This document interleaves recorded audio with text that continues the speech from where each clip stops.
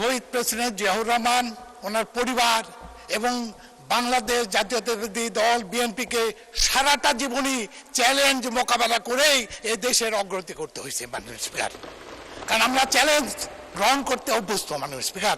আমরা যদি 1975-এর সময়টা দেখি, 1975-এর পট পরিবর্তনের পরে একটা দুর্ভিক্ষ পীড়িত দেশকে কিভাবে শহীদ প্রেসিডেন্ট জিয়াউর রহমান একটা খাদ্যের স্বয়ংসম্পূর্ণ দেশে পরিণত করেছিলেন। তখনও আমরা দেখেছি আজকে যারা আমাদের যে ম্যান পাওয়ার বিদেশে যাচ্ছে তাদেরকে শুরু করেছেন সেই সময়টা শহীদ প্রেসিডেন্ট জিয়াউর রহমান সাহেব। আমাদের যে বিদেশে রপ্তানি আজকে যে গার্মেন্ট শিল্প, সেটাও সময় শুরু হয়েছিল শহীদ প্রেসিডেন্ট জিয়াউর রহমানের মাধ্যমে। প্রত্যেকটা ভালো কাজে শুরু করেছিলেন উনি। খাল খনন শুরু করেছিলেন, তখনও আমরা দেখেছি একটা শ্রেণী তখন বলেছিলেন যে এই খাল খননের মাধ্যমে এই দেশে কুমির নিয়ে আসা হচ্ছে। এই ধরনের কথা শুনেছি মাননীয় স্পিকার, ওই সময় কষ্ট লাগে। এরপরেও দেখেছি আমাদের দেশে খালেদা জিয়ার পরবর্তী সময় বিরোধী দলে ছিলেন, তখনও তাকে চ্যালেঞ্জের মুখোমুখি হতে হয়েছে। উনি এই 9 বছরে বিভিন্ন আন্দোলন সংগ্রাম করে চ্যালেঞ্জ গ্রহণ করে বিগত স্বৈরাচার সরকারের পতন করেছিলেন। আমাদের সঙ্গে অনেক আন্দোলনকারী ছিলেন, তারা কিন্তু বিরোধী দলে ছিলেন, তারা কিন্তু ওই সময় স্বৈরাচার সরকারের সঙ্গে আঘাত করে নির্বাচন করেছিলেন।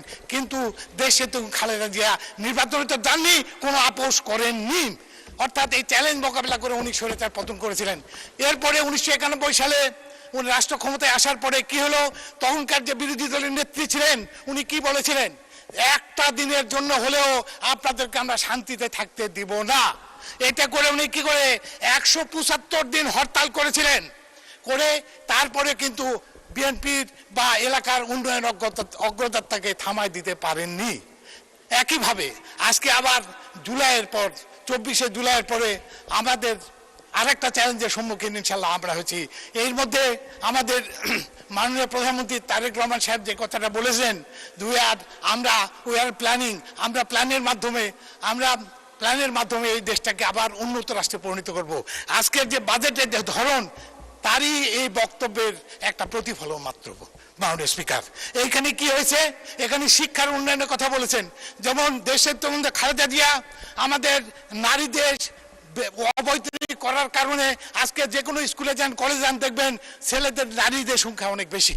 আজকে আমাদের শিশু বাচ্চাদেরকে প্রাইমারি স্কুলে আপনার ধরেন যে ড্রেস, ব্যাগ, জুতা দেওয়ার মাধ্যমে ইনশাল্লাহ এই যে শুরু হলো, ইনশাল্লাহ আমাদের শিক্ষার মান আরো উন্নত হবে ইনশাল্লাহ। তাই এই বাজেটের মাধ্যমে শিক্ষার মান উন্নয়নের কথা বলা হয়েছে, এদেশের মানুষের অর্থনৈতিক উন্নয়নের কথা বলা হয়েছে, কৃষির উন্নয়নের কথা বলা হয়েছে, প্রতিটা সেক্টরে উন্নয়নের কথা বলা হয়েছে।